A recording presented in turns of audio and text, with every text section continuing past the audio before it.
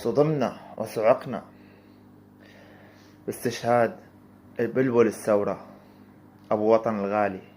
رحمة الله عليك، رحمة الله عليك يا أبو وطن. ما رح تنذكر غير بأعمالك وأفعالك، وقديش كنت زلمة قبضاي أو زلمة وحش ما ينخاف عليك. سلم على الساروت وقول له سوريا تحررت. والله العظيم ما في شي يعبر يعني مشاعرنا. انا مالي عرفان شو بدي احكي، اقسم بالله يعني. وحاسس انه خسرنا. عم نخسر اعمده من الثوره السوريه، ان كان هو ولا كان عبد الباسط ولا ان كان كل شاب بالثوره السوريه، عم نخسرهم واحد ورا واحد.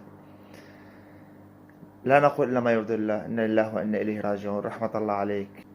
كنت طول عمرك تطلب تموت انت واقف. والله عم يحكي رفيقك الشاب اللي كان معك، عم يقول طلعك من السياره وانت واقف، ومتى وانت واقف. الله يرحمك ويجعلك من الشهداء بجاه حبيب المصطفى. رحمة الله عليك.